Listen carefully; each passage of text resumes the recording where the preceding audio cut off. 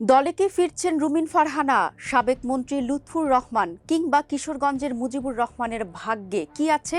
2001-এর নির্বাচনে বিএনপির ২৬ নেতা বিদ্রোহী প্রার্থী হিসেবে এমপি হয়েছিলেন।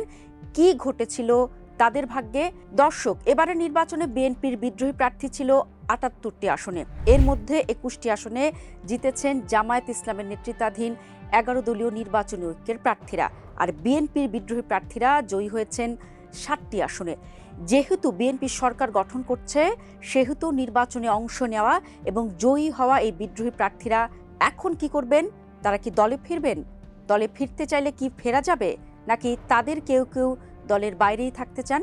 এরকম নানা প্রশ্নই এখন ঘুরপাক খাচ্ছে। এই প্রশ্নের উত্তর খুঁজতেই আমাদের এই বিশ্লেষণ। বাংলাদেশের রাজনীতিতে দলীয় শৃঙ্খলা ভেঙে স্বতন্ত্র বা বিদ্রোহী প্রার্থী হিসেবে নির্বাচন করা নতুন কিছু নয়। বিশেষ করে বড় দলগুলোর মধ্যে মনোনয়ন বঞ্চিত নেতাদের একাংশ প্রায় দলীয় সিদ্ধান্ত অমান্য করে ভোটে নামেন।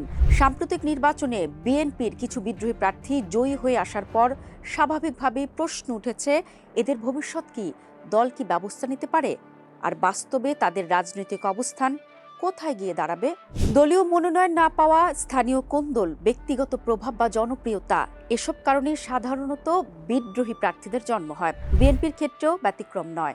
অনেক সময় দেখা যায় দীর্ঘ সময় ধরে এলাকায় সক্রিয় থাকা কোনো নেতা মনোনয়ন না পেয়ে স্বতন্ত্র প্রার্থী হিসেবে লড়েন কিংবা ব্যক্তিগত ভোট ব্যাংকের জোরে জিতেও যান। বাংলাদেশের রাজনৈতিক অতীত ইতিহাস বলে, যখন কোনো কর্মী বিদ্রোহী হন তখন তিনি জয়ী হলেও স্বয়ংক্রিয়ভাবে দলে ফেরা নিশ্চিত নয়। এটা সম্পূর্ণ রাজনৈতিক সিদ্ধান্ত ও পরিস্থিতি নির্ভর। তবে বহিষ্কৃত নেতাকর্মীদের দলে ফেরার সম্ভাবনা বাড়ে যখন তারা প্রকাশ্যে দলীয় সিদ্ধান্ত মানার অঙ্গীকার করেন এবং কেন্দ্রীয় নেতৃত্বের সঙ্গে সমঝোতা হয়। এখন এবারের নির্বাচনে বিএনপির জয়ী ৭ জন কে কি করবেন বা তাদের বিষয়ে দল কি সিদ্ধান্ত নেবে তা সময়ে বলতে পারবে। যদিও জয়ী বিদ্রোহীদের মধ্যে প্রায় সবাই দলের হয়ে কাজ করতে চান, দলে ফিরতে চান, ডাকের অপেক্ষায় আছেন। কেবল রুমিন ফারহানা এখনো স্পষ্ট করে কিছুই বলছেন না। শুরুটা করতে চাই রুমিন ফারহানাকে দিয়ে। নির্বাচনে ব্রাহ্মণবাড়িয়া ২ আসনে হাঁস প্রতীকে প্রতিদ্বন্দ্বিতা করে জয়ী হয়েছেন আলোচিত নারী প্রার্থী রুমিন ফারহানা। নিজ দল বিএনপির কাছ থেকে মনোনয়ন না পেয়ে বিদ্রোহী প্রার্থী হিসেবে স্বতন্ত্র নির্বাচনের সিদ্ধান্ত নেন তিনি। পরে দল তাকে বহিষ্কারও করে। জয়ী হওয়ার পর সাংবাদিকদের আগ্রহের কেন্দ্রে ছিলেন রুমিন ফারহানা। বিএনপি থেকে কোনো ধরনের ডাক পেয়েছেন কিনা কিংবা দলে ফেরার ইচ্ছে আছে কিনা জানতে চাইলেও এ ব্যাপারে কোনো মন্তব্য করতে চাননি তিনি। দিনাজপুর ৫ আসন থেকে তালা প্রতীক নিয়ে জয়ী হয়েছেন আরেক স্বতন্ত্র প্রার্থী AZM রিজওয়ানুল হক। বিএনপির মনোনয়ন না পেয়ে স্বতন্ত্র প্রার্থী হিসেবে নির্বাচনে দাঁড়ান তিনি। পেয়েছেন ১,১৩,৬৫০ ভোট। আর তার নিকটতম প্রতিদ্বন্দ্বী শাপলাকলি প্রতীকে নির্বাচন করা মোহাম্মদ আব্দুল আহাদ পেয়েছেন ১,০৮,৯৪৮ ভোট। একই প্রশ্ন করা হলে নির্বাচিত এই বিদ্রোহী স্বতন্ত্র প্রার্থী বলেন, এটা দলের সিদ্ধান্ত, দল যদি চায় তাহলে আমি দলে ফিরতে চাই। চাঁদপুর ৪ আসনে চিংড়ি প্রতীকে বিজয়ী বিএনপির বিদ্রোহী প্রার্থী ও ফরিদগঞ্জ উপজেলা বিএনপির সাবেক আহ্বায়ক MA হান্নান নিজেকে দলের লোক ও অবশ্যই তিনি দলে যাবেন বলে জোর দাবি করেন। টাঙ্গাইল ৩ ঘাটাইল আসনের স্বতন্ত্র প্রার্থী হচ্ছেন লুৎফুর রহমান খান আজাদ। তিনি দলে ফিরতে চান কিনা বা দল থেকে যোগাযোগ করেছে কিনা প্রশ্ন করলে তিনি বলেন, আমি দলেই আছি। আমি ৫মবারের মতো সংসদ সদস্য নির্বাচিত হয়েছি। নিয়ম অনুযায়ী আমাকে বহিষ্কার করা হয়েছিল, তাতে আমি কিছু মনে করিনি।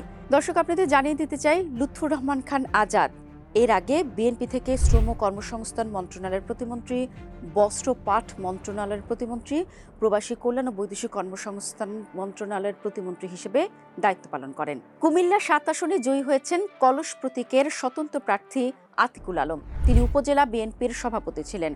এলডিপির মহাসচিব রেদওয়ান আহমেদ বিএনপিতে যোগ দিয়ে ধানের শীষের মনোনয়ন পান। মনোনয়ন না পেয়ে আতিকুল আলম বিদ্রোহী প্রার্থী হিসেবে স্বতন্ত্র ভোটে দাঁড়ালে দল থেকে তাকে বহিষ্কার করা হয়। নবনির্বাচিত এই সাংসদ বলেন, আমরা দলের লোক, কিন্তু এখনই দলে যাব কিনা বলতে পারছি না। শপথ গ্রহণের পর এই বিষয়টি সবাইকে জানাবো। হাঁস প্রতীক নিয়ে স্বতন্ত্র প্রার্থী হিসেবে কিশোরগঞ্জ ৫ আসন থেকে জয়ী হয়েছেন শেখ মুজিবুর রহমান ইকবাল। শুরুতে শেখ মুজিবুর রহমান ইকবালকেই মনোনয়ন দিয়েছিল বিএনপি। পরে সে মনোনয়ন পরিবর্তন করে সৈয়দ এহসানুল হুদাকে দেওয়া হয়। মনোনয়ন বঞ্চিত হয়ে স্বতন্ত্র প্রার্থী হওয়ায় ইকবালকে দল থেকে বহিষ্কার করা হয়। হাঁস প্রতীক নিয়ে বিজয়ী শেখ মুজিবুর রহমান ইকবাল বলেন, সারা জীবন বিএনপির রাজনীতির সঙ্গে যুক্ত। দলের মনোনয়নে ভুল সিদ্ধান্তর কারণে ধানের শীষের পরাজয় হয়েছে। দল যদি আমাকে পাশে চায়, আমি দলের সঙ্গে থেকে এলাকার উন্নয়নে কাজ করব। আর যদি দল আমাকে না চায়, তবে স্বতন্ত্র হিসেবেই বিরোধী আসনে বসে এলাকার অধিকার বাস্তবায়নে কাজ করব। এই যে দর্শক, এতগুলো কথা বললাম, এতে কিন্তু অনেকটাই পরিষ্কার যে 7 জনের মধ্যে কেউই দলের বিরুদ্ধে যায় এমন কোনো আচরণ করেননি এখন পর্যন্ত। এর মধ্যে রুমিন ফারহানা বাদে বাকি 6 জন সরাসরি দলের হয়ে কাজ করার প্রত্যাশা জানিয়েছেন। এদিকে নির্বাচনে জয়ী বিএনপির বিদ্রোহী প্রার্থীদের দলে ফেরানো হবে কিনা এমন প্রশ্নের জবাবে দলটির স্থায়ী কমিটির সদস্য নজরুল ইসলাম খান বলেন, দলের বিপক্ষে যাদের অবস্থান ছিল আমরা তাদের বহিষ্কার করেছি। তাদের বিষয়ে দলের অবস্থান স্পষ্ট। যারা জয়ী হয়েছেন তাদের দলে ফেরানো হবে কিনা এ নিয়ে এখনো পর্যন্ত কোনো আলোচনা হয়নি।